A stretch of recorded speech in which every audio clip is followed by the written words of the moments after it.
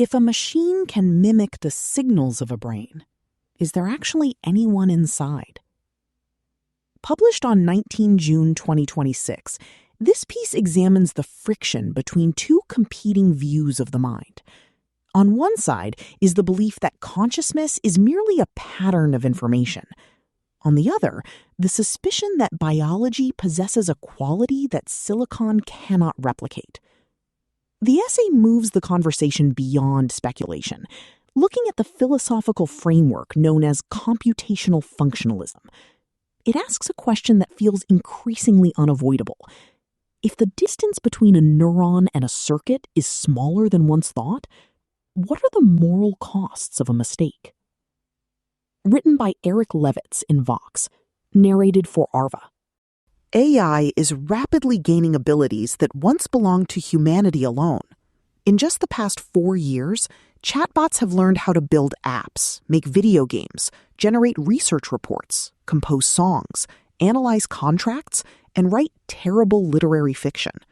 Soon, they may even be able to dread their own deaths.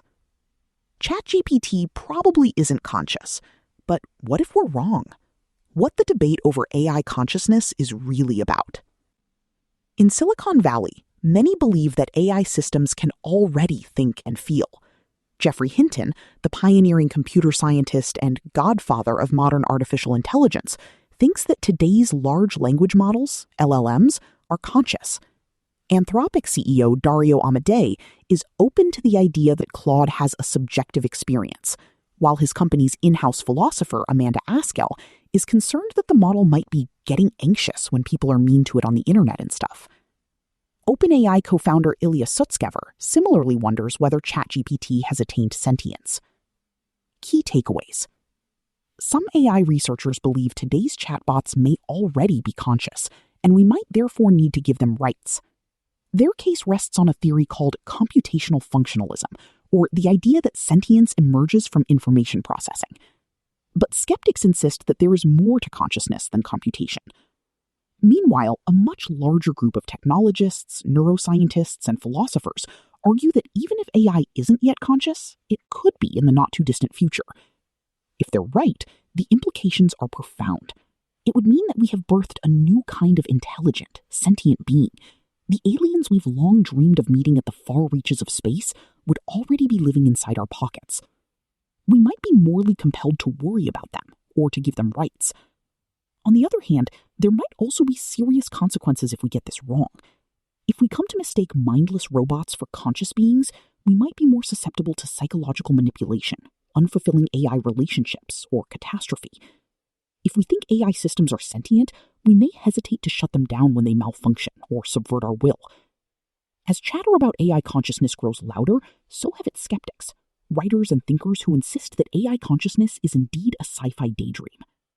In a recent essay for The Atlantic, the fiction writer Ted Chiang gave voice to such skeptics, writing, "Should we seriously consider the possibility that Claude or any large language model might be conscious? No, absolutely not." Chiang offers several reasons for this position, but his primary one is simple. Claude does not have a body or sense organs, which means it does not have emotions or desires, which means that it does not have subjective experience. As Chiang's reasoning indicates, the debate over AI consciousness is as much about the nature of consciousness as it is about the nature of AI. This can be a difficult debate for non-philosophers to follow, but the case for AI consciousness becomes much clearer once one investigates its source code, the fundamental premises that make suffering computers thinkable. Those who believe that AI models are or will eventually become sentient generally subscribe to a particular theory of consciousness called computational functionalism. In this view, consciousness emerges from certain patterns of information processing, not from special types of organic matter. If a system performs the right set of computations, then it will have a subjective experience, regardless of whether it was built from brain tissue or silicon. This theory is not as fanciful as Chiang suggests, but it is also much more speculative than prophets of AI consciousness tend to assume. For this reason, it is worth examining computational functionalism's strengths and weaknesses. Whether Silicon Valley is on the cusp of engineering nigh infinite digital suffering, or at least a chatbot capable of being bored by your medical anxieties, hinges largely on how the universe generated sentient life in the first place. Why your computer may have feelings. The case for computational functionalism starts with a simple assumption: you don't have a soul. Or stated more precisely, there is no immaterial essence that breathes life into matter or subjectivity into brains. Everything that exists is reducible to physical components. Therefore, your conscious experiences, the pain in your back, taste on your tongue, love in your heart, and ghosts in your dreams, are all the byproducts of physical processes within your brain. In practice, these processes are carried out by biological entities, such as neurons, synapses, axons, and dendrites. But functionalists wager that machines could, in principle, execute the same operations and thus produce the same mental states. Their reasoning is straightforward. Organic matter isn't magic. Your brain and a rock are both collections of atoms. The cerebrum doesn't generate consciousness because it's made of a special substance, but rather because it performs special functions. Further, we know that in many cases, radically different materials can execute the same basic operation. Biology may have produced the first flying entities, but the reason that birds can soar above the treetops isn't that they're made of organic tissue. It's that their wings perform a set of aerodynamic tasks, such as generating lift and minimizing drag. As airplanes vividly demonstrate, if you put metal and fuel together in just the right way, you can replicate these functions and take to the skies.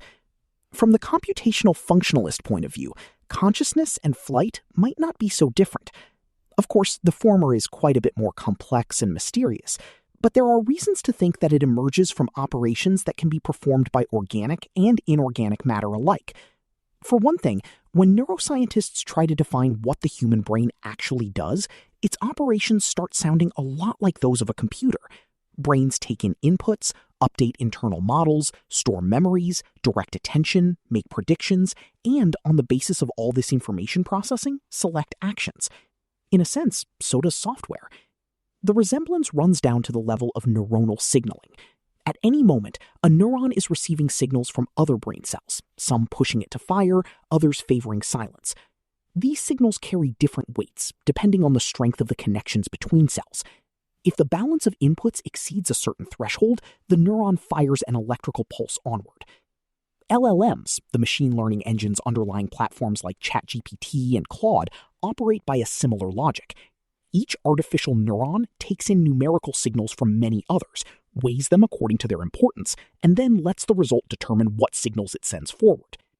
To be sure, biological neural networks and artificial ones aren't identical in design or behavior, but neither is a Cardinal and a Boeing 747. Nonetheless, the airplane replicates the avian functions that are necessary for flight. A jetliner does not regurgitate food into smaller airplanes, but it does manage thrust. Likewise, computational functionalists wager that computers can instantiate all the neural operations that are relevant to consciousness. So, as long as they recreate a brain's elaborate algorithms with sufficient precision, they actually can be conscious. These ideas did not emerge in response to modern AI. Philosophers and computer scientists have held them for decades.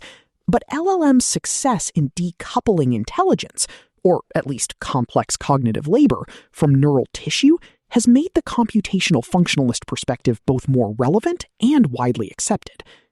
Your brain is not a laptop.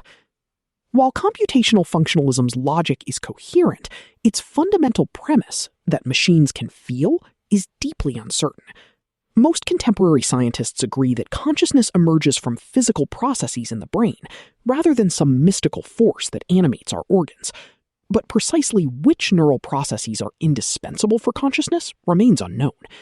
Indeed, despite millennia of inquiry, we still do not know how or why subjective experience exists at all. This differentiates consciousness from other capacities common to both organisms and machines, such as flight.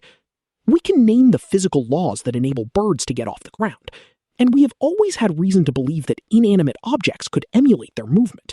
Grains of sand have traveled through the air since time immemorial. By contrast, no one has ever seen a rock experience pain or pleasure, even momentarily, in part because it's impossible to directly observe the internal experience of any being or entity other than oneself. For these reasons, it's hard to be confident that inorganic matter can perform all of the processes necessary for consciousness, and betting that silicon specifically is fit for purpose may be chancier still. Even with flight, only certain materials will do.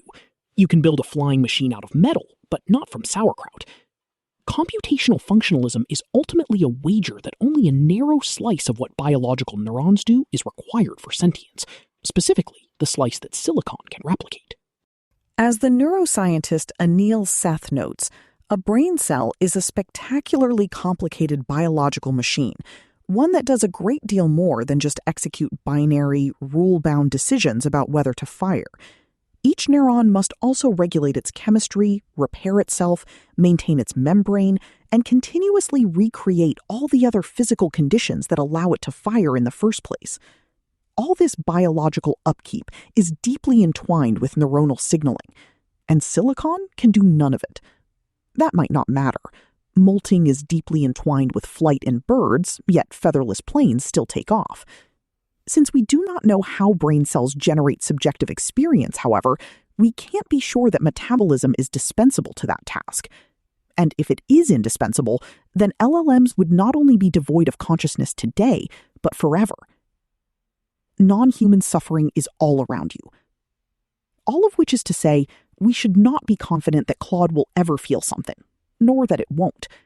Chiang's certainty that sentience requires a body is no more justified than Hinton's conviction that it doesn't. We just don't know consciousness well enough to say. The practical upshot of this ambiguity is debatable. One could reasonably argue that if there is even a tiny chance that AI could attain consciousness, we should be preparing for that scenario, or else striving to prevent it. After all, a world in which every ChatGPT window can think and feel might be one of nigh infinite digital slavery.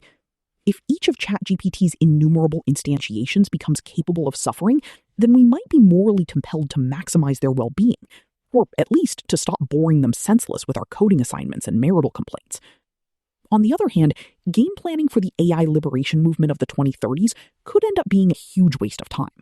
There's a good chance that the age-old conventional wisdom on this subject, objects do not have experiences, holds up. Personally, I think the prospect of AI consciousness is serious enough to warrant some study and reflection, but no more than a tiny fraction of our collective moral and political energy. If we don't want to live in a world where humanity torments conscious beings on an incalculable scale, we'll also need to change the one that already exists. We have far more cause to think that pigs are conscious than that ChatGPT is. Yet America tortures and kills more than 100 million of the former every year. Of course, one can care about this and myriad other present-day injustices, while still worrying about AI well-being. Given that the mere possibility of machine consciousness is highly uncertain, however, mitigating the suffering of conscious organisms seems much more pressing. Although you may want to keep saying thank you to Claude, just in case.